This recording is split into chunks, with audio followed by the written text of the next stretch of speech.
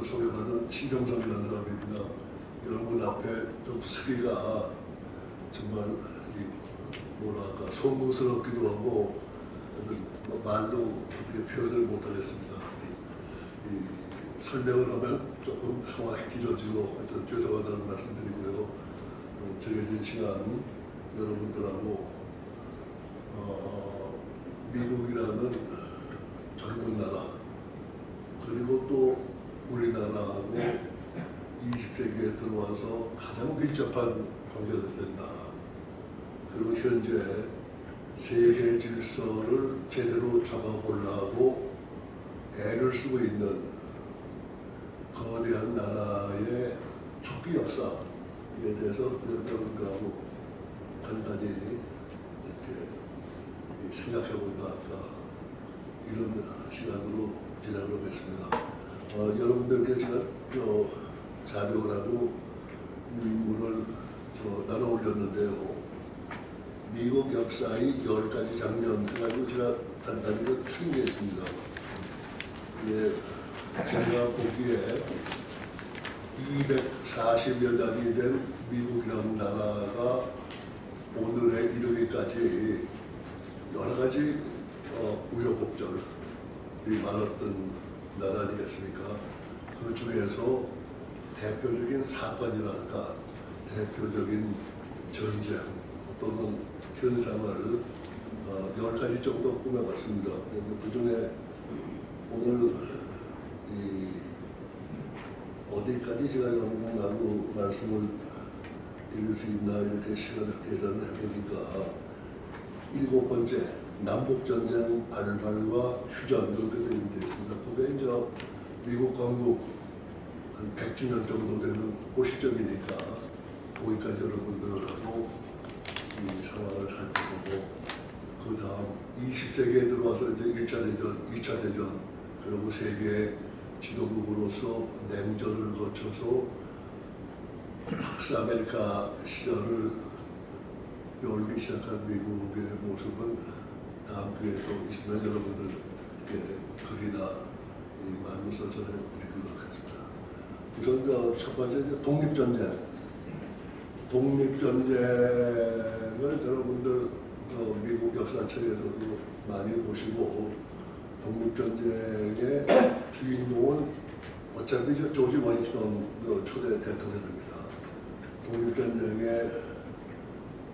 발발될 수 있었던 여건, 독립전쟁을 5년 동안 겪으면서 정말 식민지 13나라의 13개의 각 식민지로 분리되어 있던 식민지가 어떻게 힘을 합쳐서 정말 큰 영국 제국에 분배하고 투쟁을 해서 독립을 쟁취할 수 있었던가 그 대목을 여러분들에게 간단히 살펴보면요. 독립전쟁 전후해가지고 미국이 큰 행운이 있었다고 좀 봅니다. 독립전쟁을 시작할 수밖에 없는 대내외적인 요인은 여러 가지 많았어요. 그렇지만 그런 대내외적인 요인이 많았다 하더라도 각 주마다 군대가 없었습니다. 군대가 필요도 없었고 더군다나 13개 주를 통합한 연합군 군대는 전혀 없었어요. 그런 상황에서 영국군하고 4, 5년 동안 투쟁을 해서 이길 수 있었던 그 배경은 어디 있었나? 이건 뭐 여러분들께 길게 말씀드릴 수 있는 상황인데 그냥 간단히 말씀드리면요. 제 견해는 이렇습니다. 첫째, 워싱턴이라는 걸출한 지도자가 있었다는 게 가장 큰 요인으로 봅니다. 첫 번째는. 두 번째는 독립전쟁을 전후해서 영국이 여러 가지로 힘들었어요. 이 식민지가 확대되고 교역관계가 어렵고 이런 상황에서 미국 식민지에서 조금 더 증세를 해가지고 어려운 영국 국가 재정을 보태려고 했던 게 아프리카가 실마리가 된 거 여러분들 아시지 않습니까? 그때 처음 시도했던 게 인지세법입니다. 인지세법. 식민지가 살만하고 평균 생활 수준이 영국하고 비슷해졌다고 영국 본토에서도 생각을 한 겁니다. 그러니까 영국에서 영국 시민들이 내는 세금 정도는 식민지 사람들도 내야 된다. 그런데 식민지는 어떻게 되어 있냐면요. 영국의 정신 자체가 대표 없는 데는 과세가 없다는 것을 식민지 사람들도 입으로 외우고 있었어요. 우리한테 세금을 받아가려면은 영국 하원에 식민지에서 대표를 참석시켜달라. 아주 합리적인 요구였었습니다.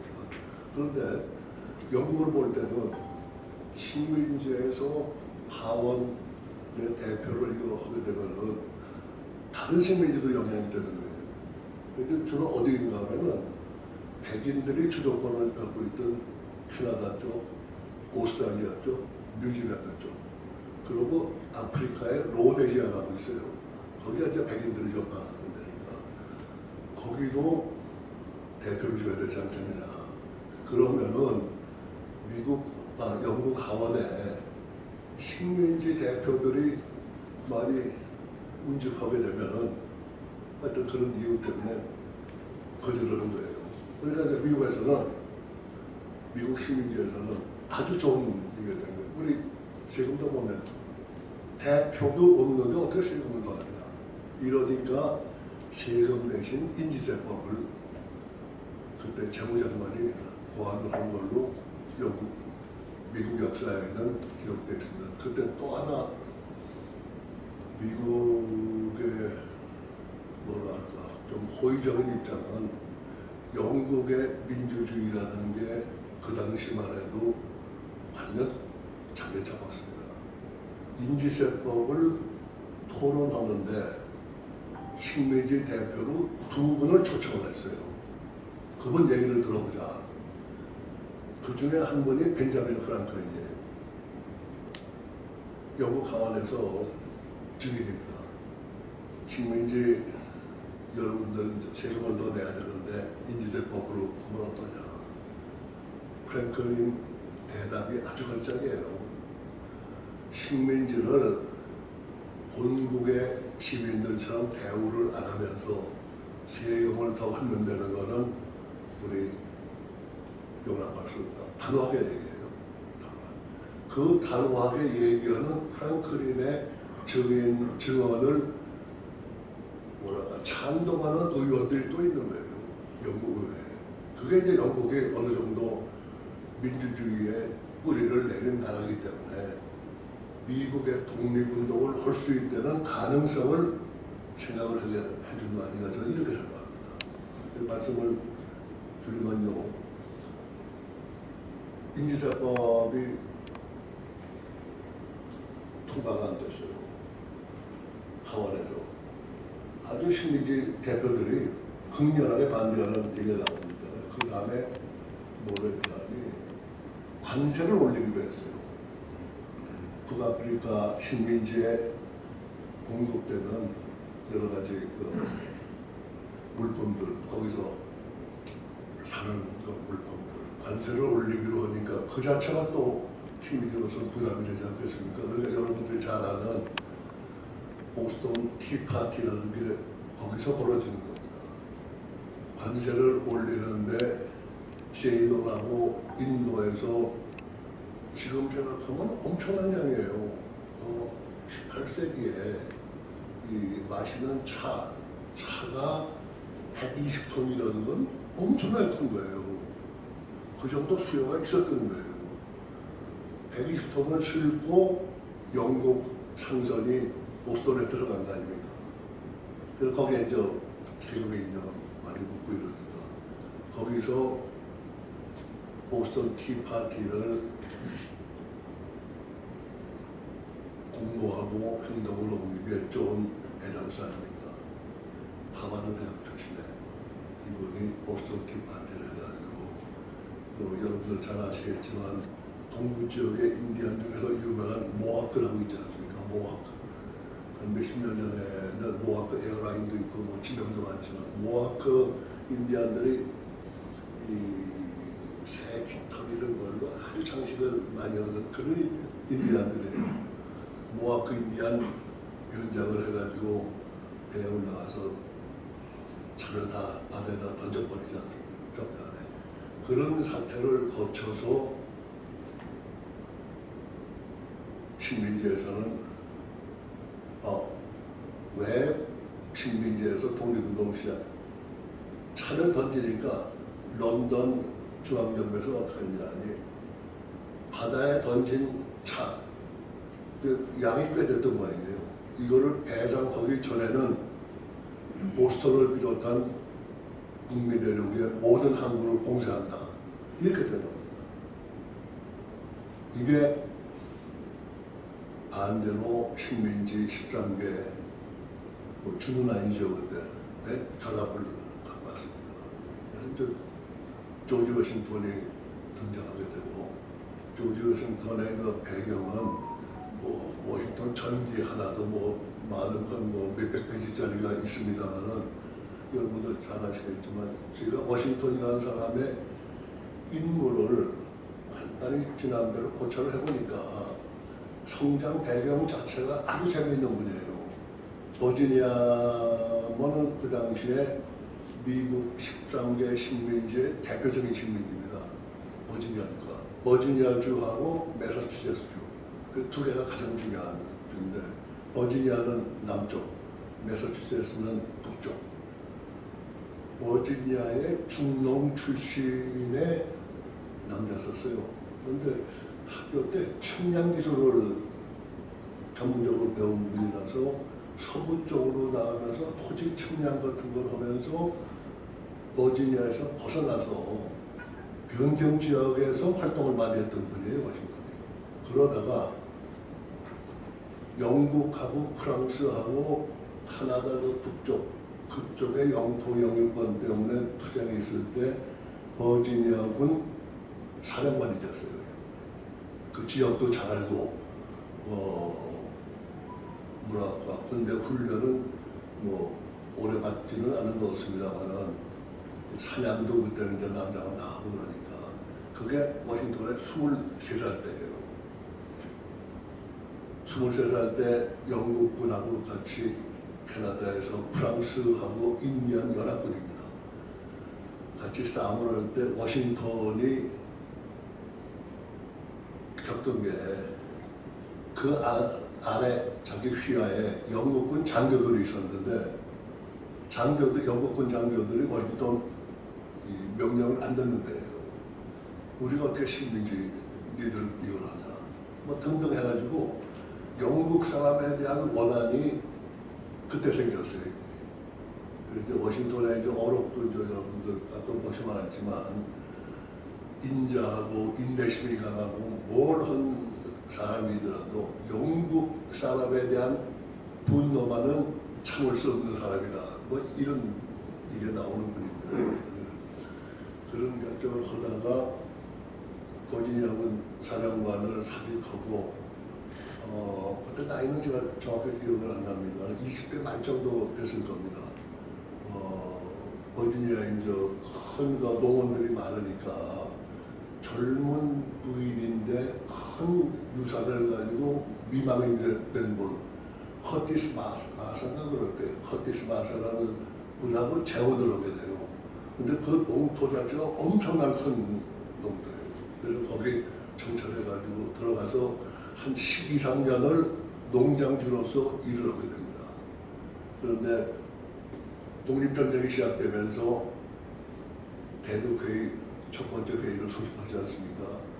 미국 역사 잘 아시지만 필라델피아에서 그때 워싱턴이 버지니아주 대표로 뽑혀서 필라델피아를 가는 거예요.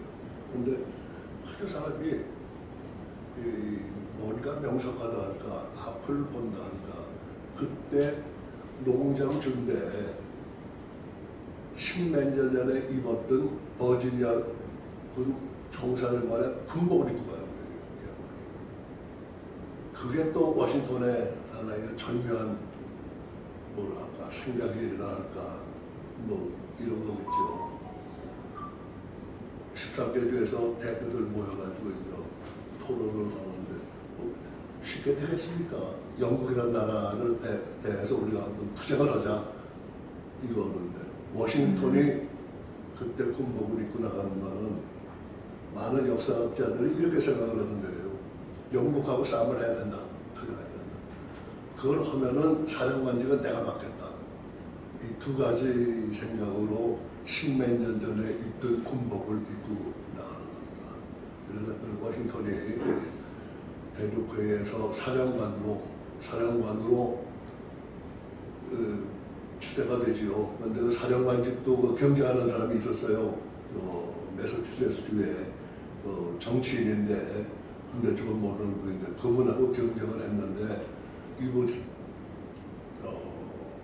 존 퀸시 애덤스가 아마 워싱턴을 추천했을 거예요. 추천하니까 그 자리에서 워싱턴은 회의장을 빠져나가요. 그때 그 장면을 보면 빠져나가고 토론을 해서 결정이 되면은 나를 불러오라는 뜻이 나가는 거예요. 하여튼 대단한 저분이에요. 그래서 말씀이 좀 길어졌습니다만은 워싱턴이 독립전쟁의 총사령관으로 지명되고 사령관직을 정말 어느 누구보다도 잘 이루었기 때문에 독립전쟁이 이길 수 있지 않나 첫 번째고 두 번째는 간단히 말씀드리겠습니다. 여러분들 잘 알다시피 프랑스의 도움이 없었으면 워싱턴 같은 사람이 10명, 20명이 있어도 안 됩니다. 아까도 잠깐 말씀드렸지만 군대라는 게 없었던 13개 식민지예요. 그런데 워싱턴이 사령관으로 임명되니까 지원자는 그렇게 많았답니다. 지원자는. 그런데 군복이 입힐 게 없고 무기를 이게 없으니까 지원자를 다 받지 못하고 이렇게 됐었다는 그런 기록이 있습니다만 프랑스가 미국 독립군들을 도와주는 입장에 서지 않았었으면 독립전쟁 성공 못했다는 것은 뭐 전 세계 역사학자들의 공통된 생각인데 왜 프랑스가 미국 독립전쟁에 참여할 수 있게 됐나? 뭐 여러 가지 이게 있습니다만 두 가지로 저는 분류합니다. 첫 번째는 그 당시에 프랑스가 몽테스큐, 볼테르 해가지고 계몽주의 사상에다가 독립을 고취하는 이런 정신이 프랑스의 지식인 사회, 주로층 사회에 널리 퍼져 있을 때이기 때문에 미국에서 식민지가 공국을 저항하면서 독립하겠다는 데서 동의하는 사람들이 프랑스에 많았습니다. 그게 이제 첫 번째 이유고 두 번째는 영국하고 프랑스가 그 당시에 제해권을 놓고 막 다툴 때예요. 그런데 프랑스가 조금 기울이는 입장에서 몇 번 불이익을 당한 게 있어요. 그러니까 프랑스는 미국 독립전쟁을 도와서 영국을 견제하자는 이게 있었습니다. 그래서 프랑스라는 나라가 참전할 수 있었고 거기에 결정적인 역할을 한 거는 여러분들 기억하시겠지만 라파에트 장군. 이분은 여러분들께서 꼭 기억을 하셔야 됩니다. 라파에트 장군은 프랑스의 대표적인 귀족 출신이에요.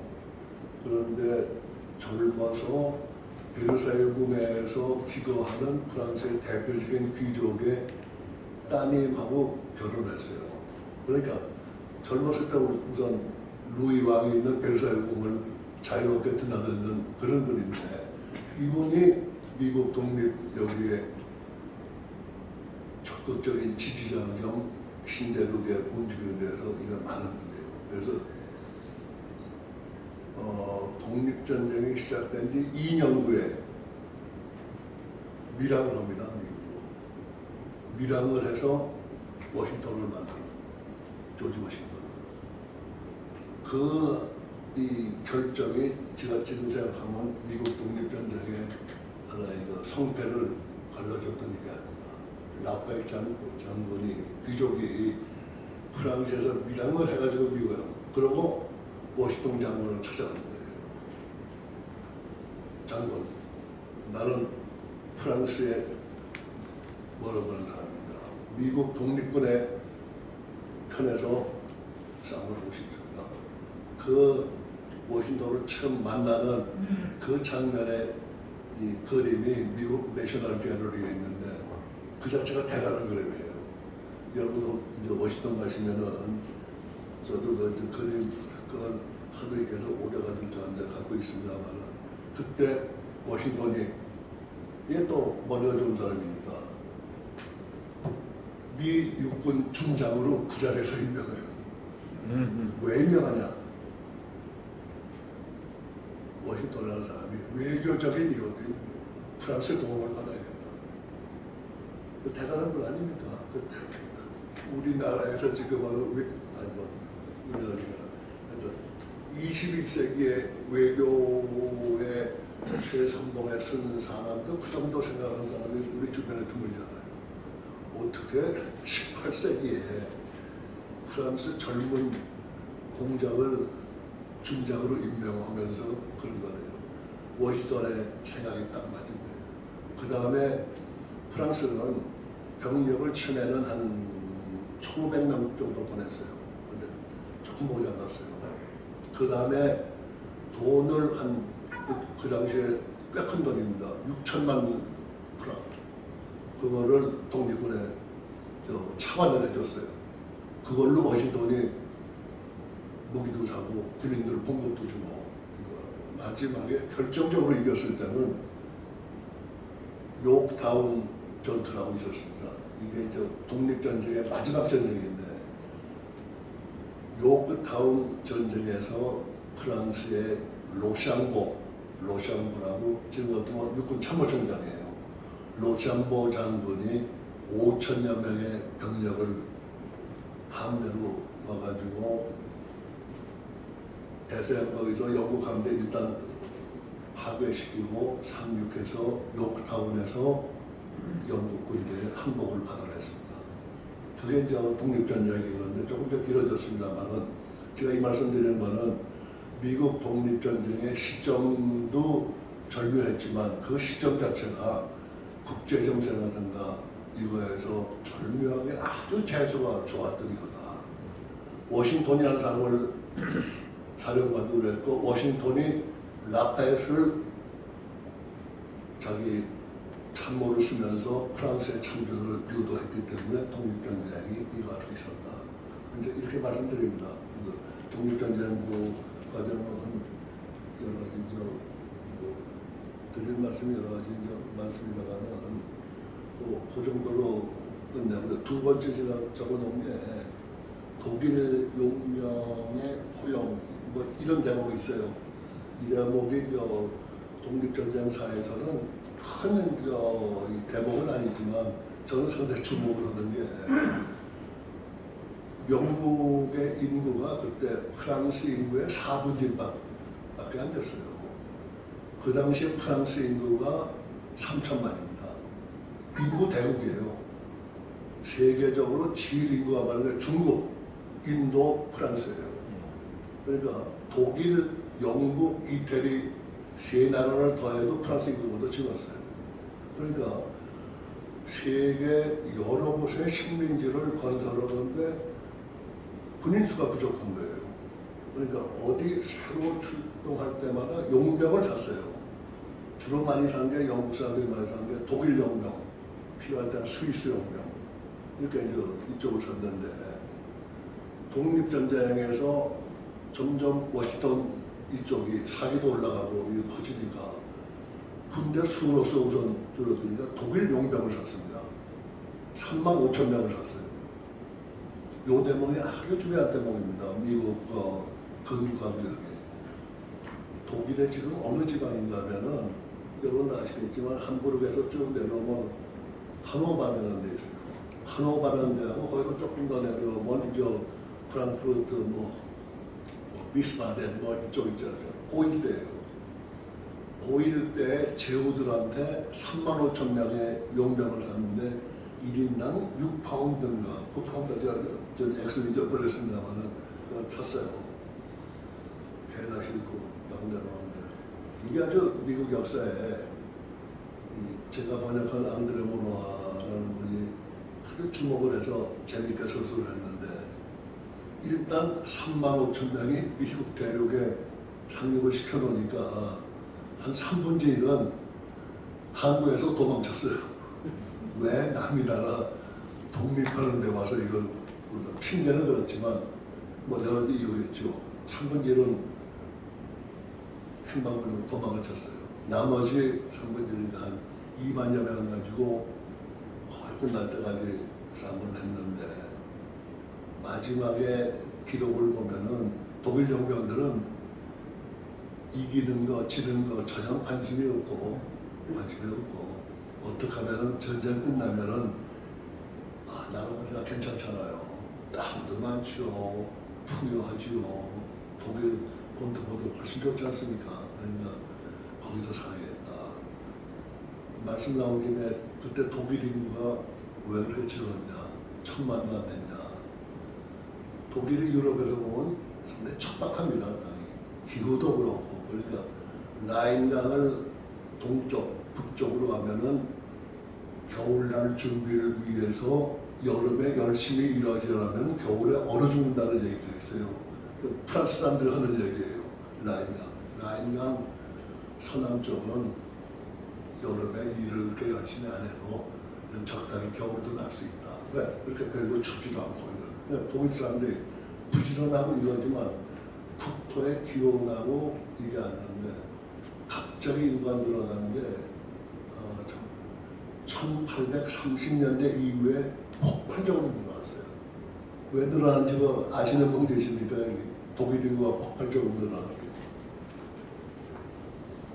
신대륙에서 감자하고 옥수수가 들어갔어요. 신대륙의 감자, 옥수수 때문에 독일 인구가 50년 동안에 3배가 되고 프랑스 인구하고 거의 맞먹어버렸어요. 그러니까 그 다음에 용병, 미국의 이민도 이제 많이 합니다만 전쟁이 끝나서 독일 용병들을 배에다 태워서 이제 다시 독일로 보내려고 영국 사령관이 이제 니들 전쟁 끝났다. 식민지 이 사람들이 이겼다. 우리 이제 본국으로 간다. 그러니까 용병의 그 이제 리더가 있을 거 아닙니까?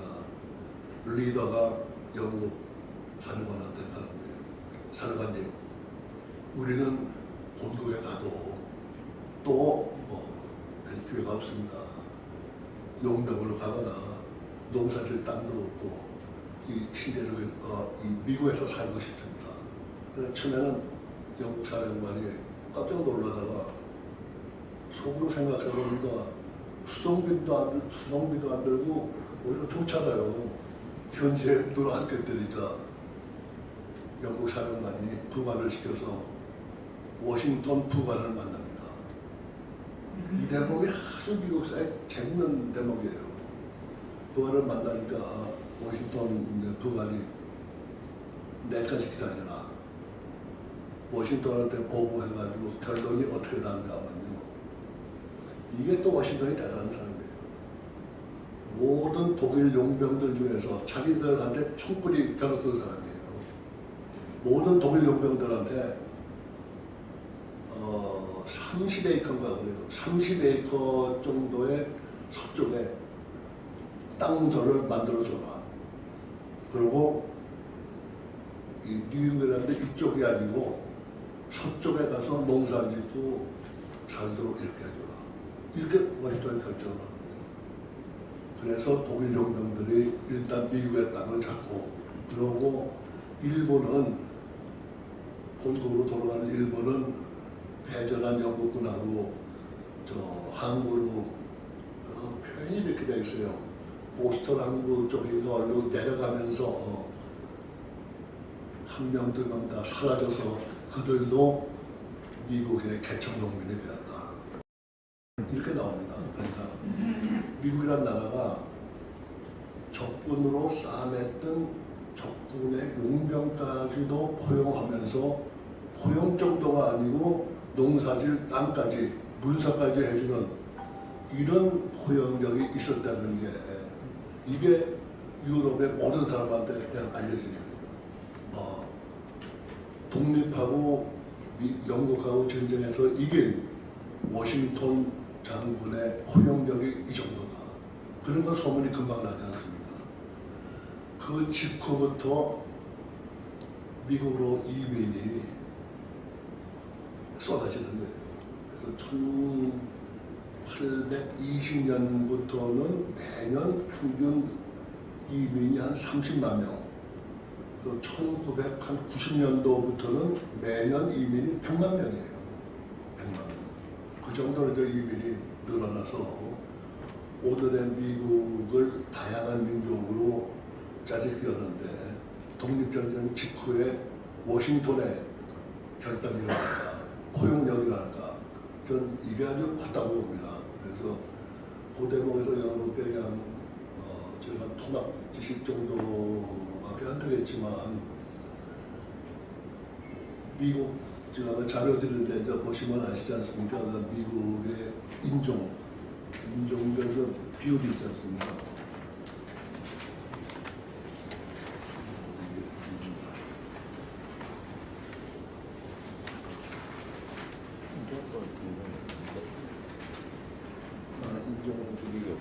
독일계가 제일 많죠.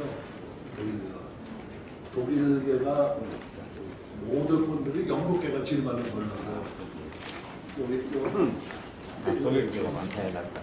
여러분도 오늘 이 자리에서 이것만 알고 미국 가셔서 미국 분들하고 얘기할 때 여러분들이 이거 알고 있으면 미국 사람들도 깜짝 놀랍니다. 독일계가 제일 많고 그 다음에 아일랜드계예요. 아일랜드는 뭐 여러분 아시다시피 영국 인구의 4분의 1도 안 되는데 이민은 제일 많이 갔어요. 그 다음이 앵글로색슨. 그러니까 이렇게 이제 이민 구조가 19세기 말까지는 돼 있다. 요새는 여러 가지 많이 더 많이 섞입니다만 그 당시로서도 그래서 확인은 안 됐는데요. 제가 확인을 못했는데 이 남북 전쟁 직전에 미국 의회에서 결정을 안 했습니다만은 미국의 국어를 영어로 쓰느냐 독일어로 쓰느냐 이 토론이 꽤 있었대요. 그건 나와요. 그런데 이제 어느 기록에는 뭐 한 표 차이로 영어가 됐다는데 그건 제가 확인 못했어요. 토론이 많았고 워낙 인구 자체가 많으니까. 그런데 주류 민족은 아니니까 영어가 계속 이렇게 됐고 여러분들 다 미국의 친구분들 뭐 사학관계로 아시는 분들 다 있겠지만 독일 이민하면은 요것만 기억해 주시면 오늘 아침 여기에 어디 많이 사느냐 독일인들이 미국 전국에 흩어지지 않았어요. 독일인들이 어디 많이 사냐 하면은 시카고에는 일리노이 그리고 위스콘신 미네소타 그리고 아이오와 노스다코타 사우스다코타 그리고 네브라스카 뭐 한 요 정도예요. 요 위쪽에 여기에 독일 인민들이 깔렸어요. 그쪽에 여러분들 여행이나 가시면서 보시면요 도시 이름에 독일 이름들이 그렇게 많아요. 뭐 프랑크푸르트, 뭐 하노버, 더 재미있는 게 노스다코타인가 노스다코타일 거예요. 노스다코타의 주의 캡탈은 비스마르크예요. 독일 수상 이름이 미국 주의 주도 정도가 되니까 독일 사람들이 얼마나 많았나. 사우스예요? 노스죠? 노스다코타가 비스마르크죠. 그러니까 미국의 제일 많은 민족 중에서 독일 중에서 그쪽에 많이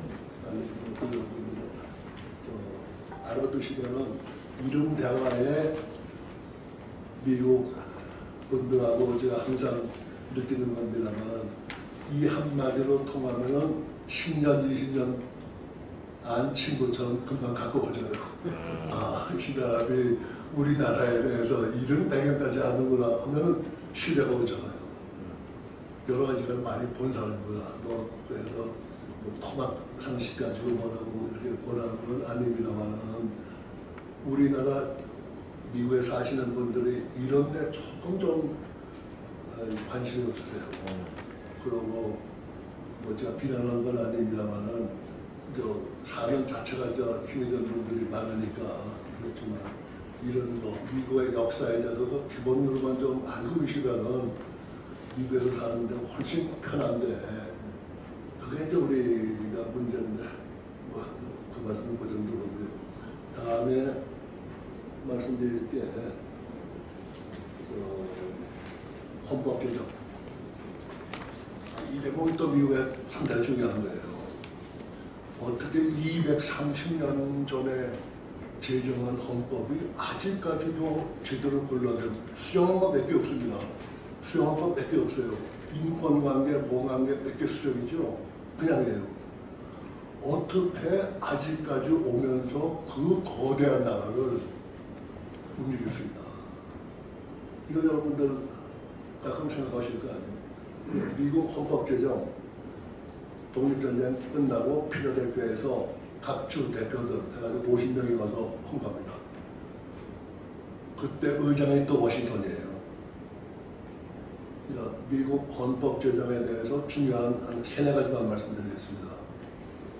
미국이 건국 초기부터 대통령제 아닙니까? 대통령제.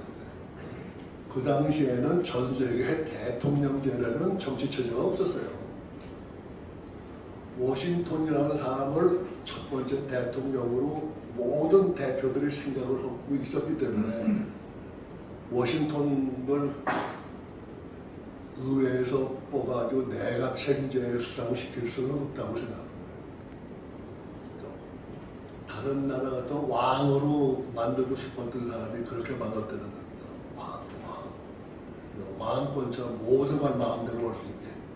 그런데 그건 좀 독립국으로서 영국의 영향을 받는 나라로서 그건 불가능하니까 워싱턴이 있었기 때문에 워싱턴을 감안해서 미국 헌법이 대통령제를 택했다. 여러분 이렇게 하면 되잖아요. 이건 제가 그쪽에 좀 관심이 있어서 많이 좀 체크를 해봤어요. 많은 학자들이 동의해요. 그런데 말씀이 조금 좀 달라집니다만은 그거를 우리는 해방돼가지고 미국에 이걸 따르다 보니까 대통령제를 했지 않습니까? 옆 나라 일본 보세요. 유럽 쪽을 많이 간다 보니까 영국식의 이거예요. 제가 볼 때는. 거기다가 법은 대륙법 프랑스 쪽 법. 다른 제도는 독일 거. 세 나라를 적당히 융합해서 일본이라는 나라가 지난 100여 년 이상 잘해오면 우리가 여러 가지 상황이 다른데 미국의 대통령제를 택할 수밖에 없었던 하나의 필연적인 이게 있었지 않나 이런 생각을 합니다. 먼저 제 개인적인 생각이고요. 두 번째는 큰 주하고 적은 주하고의 불협화음 서로 융합이 안 돼요. 그때 제일 큰 주가 어디인가 하면요. 미국의 매사추세츠 13개 중에서 매사추세츠, 뉴욕, 펜실바니아, 버지니아 이 4개가 제일 커요. 제일 큰 주예요. 다른 뭐 뉴저지 저기 어디에 코네티컷 뭐 조지아도 크긴 큰데 뭐 흑인 인구가 많고 저기는 4나라에 조그만 주는 인구도 예를 들면 매사추세츠에 8분의 1도 안 되는 주가 3개가 있었어요. 그러니까 이 동등하게 이걸 해야 되는데 동등하게 하자면 큰 주에서 반대로 하고 조금 차별화하니까 적은 주에서 반대로 하지 않습니까? 여기서 절묘한 안을 낸 게 이겁니다. 양원으로 국회는 양원으로 하자. 양원으로 하는데 영국식 양원이 아니에요. 영국식 양원은 무조건 귀족 세속 귀족 아닙니까? 하원은 미국의 건국의 아버지들이 머리를 제대로 낸게요. 상원은 각 주에 하나 적으나 2명씩. 시간이 절묘한 생각이에요. 하원은 인구비례로. 그럼 지금 여보세요. 100만이 안 되는 미국의 주가 한 6개 있습니다. 그리고 주목보면 아시게 뭐 와이오밍, 뭐 버몬트, 뭐 하여튼 이게 있는데 캘리포니아는 인구가 3천만이 넘니다. 연방 상원에 100만 원 되는 주하고 거기 한 2명씩. 그러니까 주를 대표하는 사절 같은 입장으로 상원을 만든 거죠. 그리고 하원은 인구 대비도. 그러니까 이제 6개 주가 7개 주에 100만이 안 되는 주는요. 제가 여기다 표 이것도 여러분들 좀 한번 보세요. 맨 뒤에.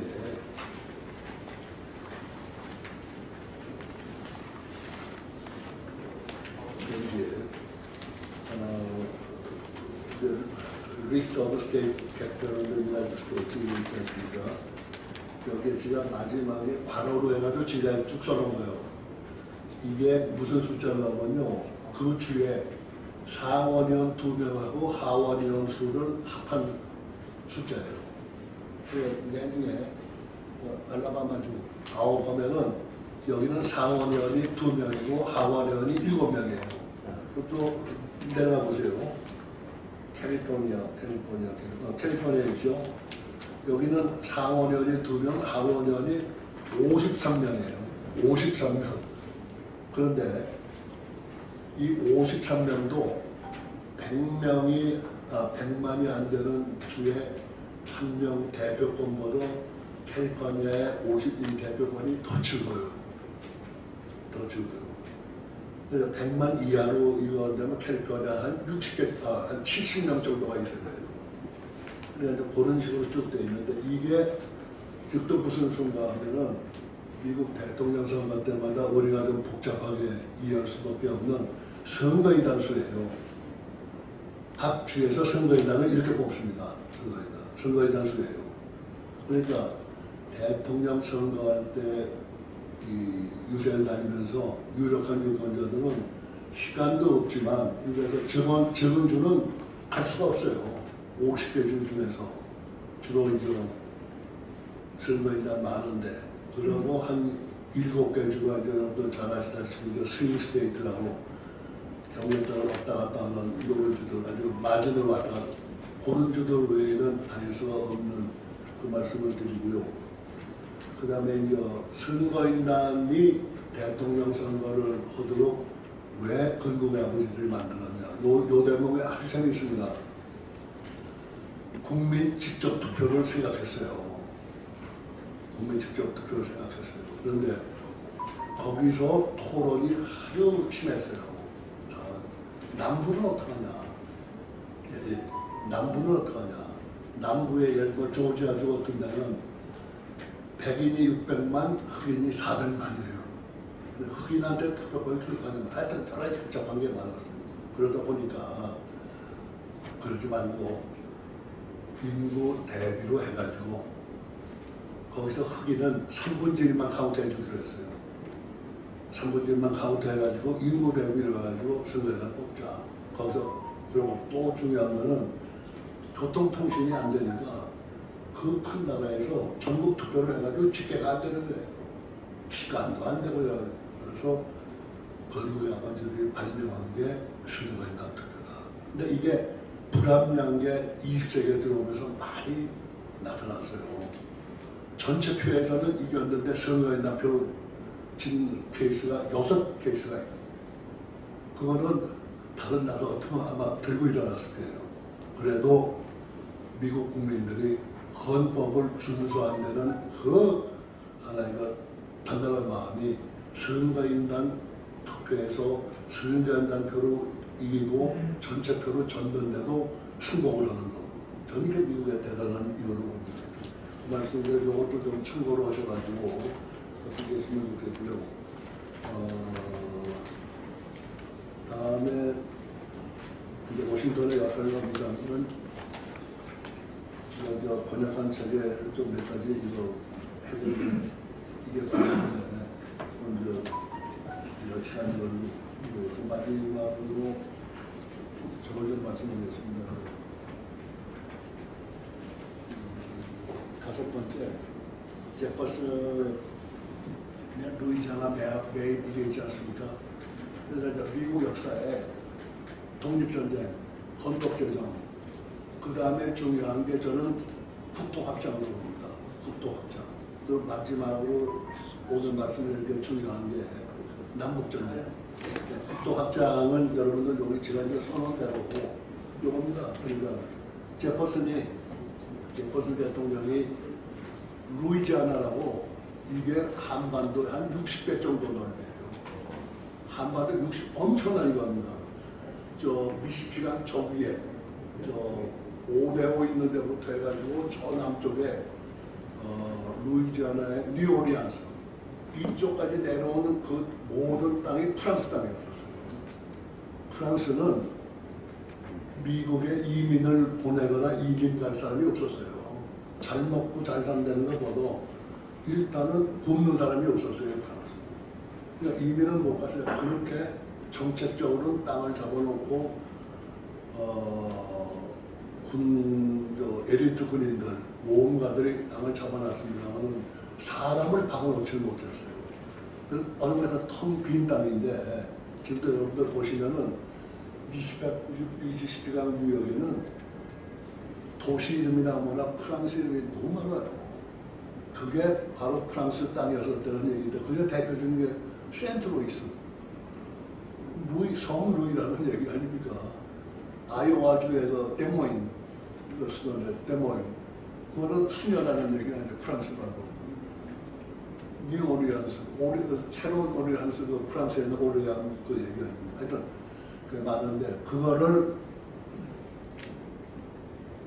이 제퍼슨 대통령이 교섭하려고 특사를 프랑스에 보낼 때 그때 나폴레옹이 유럽 전체를 정복하고 다닐 때 전비가 필요할 때예요.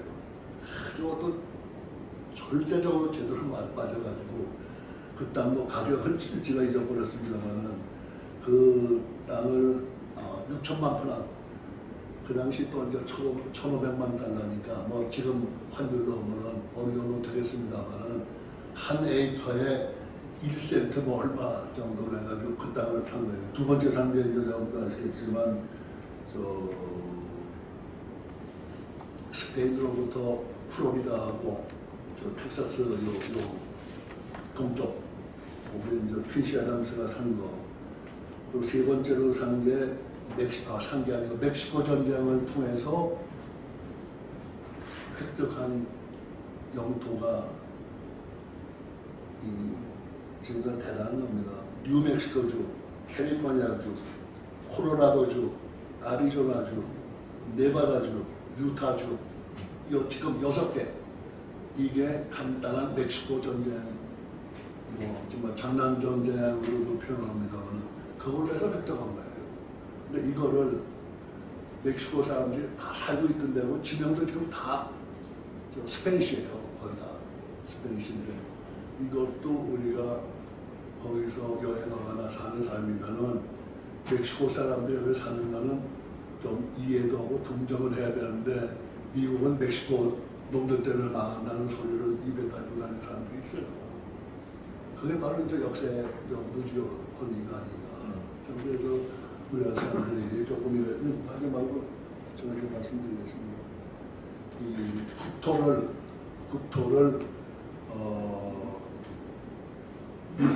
미국은 식민지 획득을 위해서 전쟁을 하거나 유럽처럼 이러지 않고 서부 지역으로 나가면서 유일하게 멕시코 전쟁이고 금전적인 대가를 지불하면서 산 게 대부분이고 유일하게 이제 멕시코 이걸 한 거고 마지막으로 하나가 텍사스가 지금 이제 미국에서 두 번째로 큽니다. 인구가 두 번째로 많고 텍사스는 스스로 멕시코에서 벗어나가지고 독립운동한 사람이 멕시코에서 독립운동하고 미국으로 가자고 주장한 게 샘 휴스턴이라는 사람이에요. 그래서 지금도 텍사스에서 제일 큰 도시가 휴스턴 아닙니까? 그래서 텍사스에서 독립한 다음에 국기가 흔하게 별 하나예요. 별 하나. 그 이제 론스타라고 그러잖아요. 여러분도 아시나? 우리나라 론스타 펀드가 와가지고 우연에는 사서 또 큰거 했는데 론스타 띠가 어떻게 나왔냐면은 미국 성조기의 하나로 들어가고 싶다는 표시를 하기 위해서 론스타를 만들었답니다. 그러니까 재밌는 얘기 아닙니까? 그래서 미국 연방으로 들어온 거고요. 마지막으로 이제 시간이 우리 박사님께서 자꾸 시간 냈다고 말씀하시는데 인디안 얘기를 오늘 여러분들하고 꼭 좀 하고 싶었어요. 미국이 초기에 다른 지역하고 달리 북아메리카의 인디안이 남아메리카의 인디안보다 수준이 많이 제가 뭐 비판하는 건 아닙니다만은 생활 양식이나 이게 많이 달랐어요. 그런 데다가 남아메리카를 점령한 스페인 사람들은 국가 이걸로 인디안 여자들하고 결혼하라고 했어요. 거의 다 결혼했습니다. 우리나라 사람들도 그거 모르더라고요. 거의 혼혈이에요.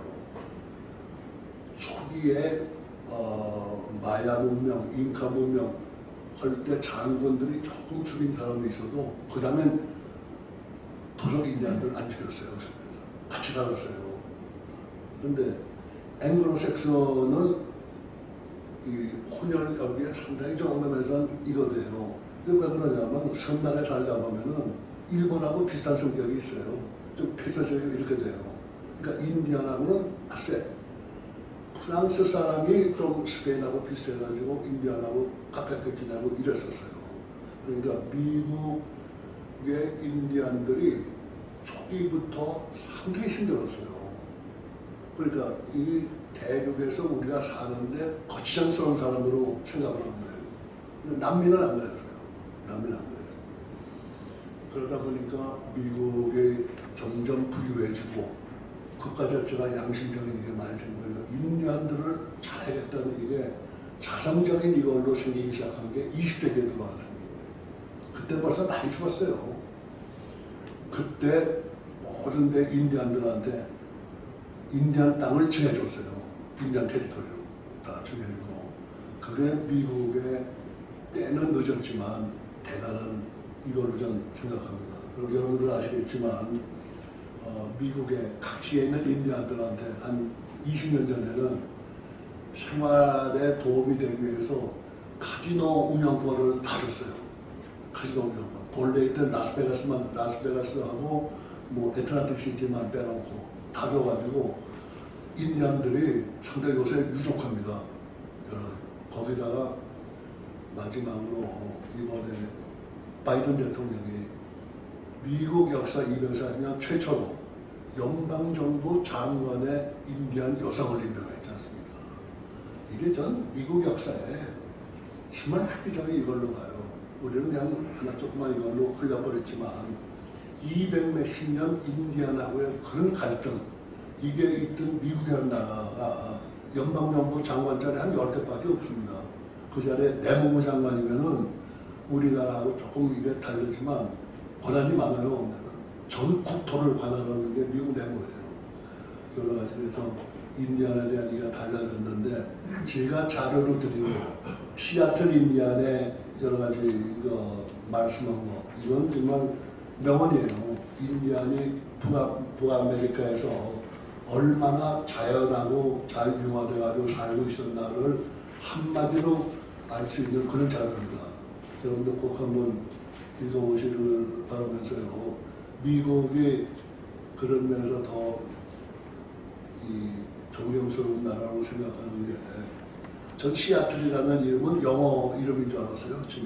처음에도 SEA 뭐 바다 이렇게 나오니까 그게 워싱턴주에 살던 가장 큰 인디안 출향의 이름 아닙니까? 시애틀. 저거 안지 얼마 안 돼요. 그런데다가 시카고 이거 인디안 이름입니다. 미국 동북부에 가면은 인디안 이름이 또 그래 많아요. 북서부에 가면은 독일의 이름 많고 루이지아나 가면은 저 프랑스의 이름 많듯이 인디안계 이름 많은데 여러분께 이제 마지막으로 이걸 드리면서요. 일본 사람들이 유일하게 미국 사람들 말을 그대로 들어가지고 실행한 게 일본에 하나 있습니다. 어딘지 아세요? 북해도를 개척했을 때 20세기 초에 미국 보스턴 대학하고 펜실바니아 대학의 교수단을 20여 명을 초청했어요. 여러 가지 개척하는 거를 좀 자문해달라. 그때 미국 교수들이 뭐라 그랬냐면은 북해도에 도시를 만들면서 당신들 말도 아닌 한자로 이름 붙이지 말아라. 아이누들이 쓰는 이름을 그대로 써라. 그 일반 사람 받아들였어요. 뭐 거의 한 대도시 2개만 빼고 다 아이누 이름입니다. 그러면 삿포로 아이누 이름이에요. 노보리베스가 다 아이누 이름이에요. 미국 사람이 자기 국토에 인디안들 이름을 보존하고 붙이듯이 일본에서 20세기 초에 일본 분들한테 아이누가 사라지더라도 그분들이 부르던 여러 가지 하더라도 북해도에 다음에 이제 일본 여행 가시면은 북해도 지명들 다 물어보세요. 뭐 다 이 일본 말이 아니고 한문이 아니고 아이누로 돼서 발음 나오는 한문을 받았습니다. 그러니까 말이 안 되는 한문들이 많잖아요. 삿포로도 그 무슨 이거예요. 뭐 또 여러 가지. 그 정도 오늘 말씀드리고요. 제가 조금 들은 게 아니고 일생일 때 실수를 해가지고 여기서 여러분들 따뜻하게 용서해 주셔서 저로서 더 정말 죄송하다는 말씀드리고요. 두서없이 전 앉아서 좀 자료도 보면서 이렇게 말씀을 드리려고 그랬는데 두서없이 하다 보니까 몇 가지 숫자가 이게 좀 틀리게 있지 않나 싶은데 그래도 이 나이에 들어 많이 외고 있죠. 제가 미국에 대해서는 제가 인연이 없는 사람이에요. 저는 미국 유학을 대학교 4학년 때 미국 여행을 할 기회가 있었어요. 그때 저 대학교에서 대학신문 편집장을 하느라고 미국 가가지고 끝나면은 유학갈 이게 다 정해져 있었어요. 그래서 미국 유학하고 이제 들어오려고 그랬는데 홈스테이 하는 집에서 지금 어딘가면요. 저 앞스테이트 뉴욕에 오네이다라는 데인데 홈스테이 하는 집에서 천연농사집을 가자는 거예요. 그래서 천연농사집에 이제 가서 인사드리고 인사하는데 천연농사 부부가 있는데 아들 셋이 한국서 주는 사람이에요. 아들 셋이 한 명도 아니고. 그래서 제가 거기서 한국서 큰절을 했어요. 큰절을 이 사람들이 깜짝 놀라서 뭐 그런데 그 아버님이 저한테 뭐라 그러냐. 미스터 신 이거 끝나면 어떨 거냐. 그 묵 전에 그러면서 여기 유학할 거라고 얘기를 했는데 그 미국 일정이 끝나면은 당신 한국 돌아가면 열심히 일해서 당신 나라를 훌륭하게 만들어라. 그게 우리 아들 셋 죽음을 대신해 준 거다. 이 얘기를 하는 거예요. 젊었을 때 24살 젊으시가 그 소리 들었을 때는 야, 이게 내가 미국에 남아서 또 맥주 마시고 핫도그나 먹을 이건 아니구나. 장학금 스탠포드였었어요.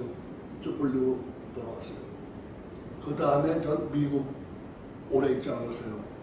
65년에 처음 간 다음에 여기 나와서 말씀드리려고 한번 쉬어보니까 94번을 내 미국 갔어요. 100번이 조금 모자라요. 미국 50개 주 다 다녔어요. 그런데 한 달 이상 먹은 적이 없어요. 왜? 나는 미국에 대한 감사를 미국에 앉아가지고 이걸로 해서는 안 되겠다는 이상한 강박관념이 생겼어요. 그때. 그래서 이제 미국은 안 갔지만 우리한테 여러 가지로 정말 관계가 있는 나라, 그 나라에 대해서 내가 좀 더 알고 미국에서 오래 있진 않았지만 그는 이제 내 하나의 친구가 아닌가 이런 생각을 하면서 일생을 지내오는데 나름대로 보람이 또 오늘 아침에도 딱 그저께서 한 1년 반 전에 저한테 말씀을 하셔가지고 나름대로 1년 반 동안 준비를 많이 했어요. 준비를 많이 했는데 오늘 그냥 대실수를 해서 다시 한번 죄송하다는 말씀드리고요.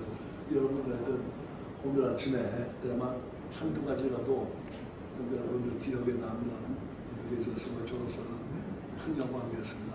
여러분들 이렇게 뵙게 돼서 저로서는 영광이고요. 이런 자리를 마련하고 지내는 이 고등학교 동문 여러분께 다시 한번 존경과 앞으로 이 모임의 무궁한 발전을 기원하면서 제 말씀 끝내겠습니다.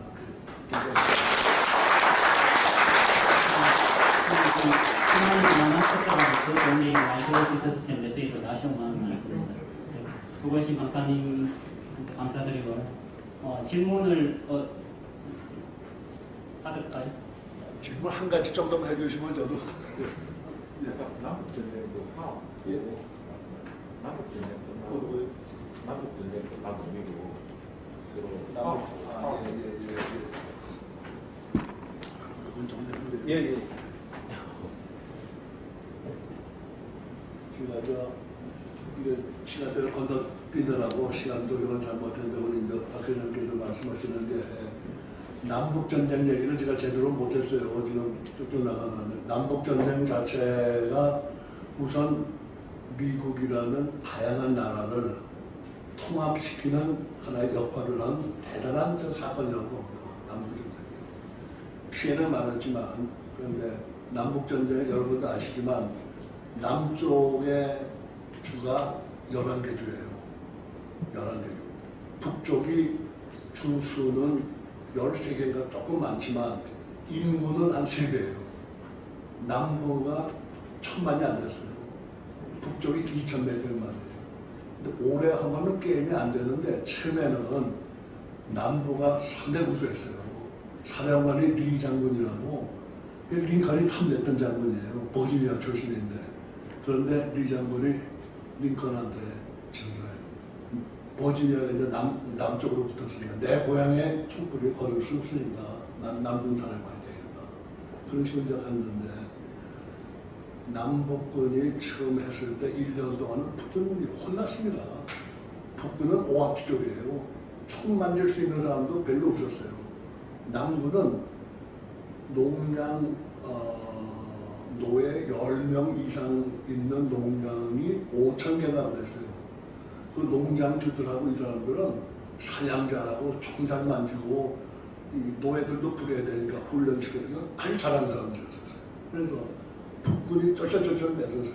역시 물량공세로 진 거예요. 마지막에 남군의 사령관이 리 장군인데 그분은 전쟁 처음부터 끝까지 사령관을 했고 북군은 장군 자체도 제대로 된 분들이 없어가지고 많이 갈렸어요. 그 전쟁 끝나기 한 1년 전에 그랜트라는 장군 처음에는 소령으로 입대했어요. 근데 워낙 공을 세워가지고 마지막에 사령관이 됐는데 남군 사령관하고 북군 사령관하고 남군이 항복을 하니까 만난 거예요. 딱 만났는데 두 분이 웨스트 포인트 선후배예요. 서로 알아요. 그러니까 리 장군이 한 10여 년 선배일 거야. 8년인가 10년 선배예요. 패전 장군이 들어오니까 그랜트 장군이 의자에다 벌떡 일어나더니 장군을 이렇게 패전 장군한테 그러니까 그랜트가 당신은 승자야. 승자답게 이걸 하는 게 내가 편하네. 이런 덕담을 나누는 거예요. 그러다가 근데 일설에는 그 방 옆에 링컨이 있어가지고 링컨이 그랜트한테 얘기를 했다는데 난 그건 아니라고 봐요. 그건 뭐 정말 그랜트 장관한테 선배님 마음 편하게 가지십시오. 지금 이 시점에서 제가 선배님께 해드릴 게 뭐가 있습니까? 그랜트가 우리 군대들이 지금 3일째 식량이 떨어졌네. 식량을 좀 주게. 휴전하면서 장군들이 만나서 한 얘기가 그거예요. 식량 좀 주게. 그랬다가 즉각 부감 부르는 거예요. 우리 식량 얼마 있냐? 우리 식량 하루 먹을 것만 빼놓고 남군한테 다 빨리 보급해야 된다. 그게 첫 번째 명령이에요. 휴전 조건이 아무것도 없어요. 무조건 항복을 해버렸으니까 이제는 남군하고 북군하고 화해하고 남북이 화해하는 것밖에 안 남았습니다. 그랜트가 딱 그러면서 그랜트 장군이 부탁을 안 했어요. 그런데 다시 북한을 부르더니 남군이 가지고 있는 말은 그대로 두고 우리가 갖고 있는 말도 꼭 필요한 거 외에는 남군한테 인도를 해줘라. 곧 4월 달이었었어요. 4월 10일인가 그랬어요. 곧 봄이 오는데 남쪽 군인들은 집에 돌아가서 밭갈이를 해야 될 시점이다. 많이 필요할 것이다.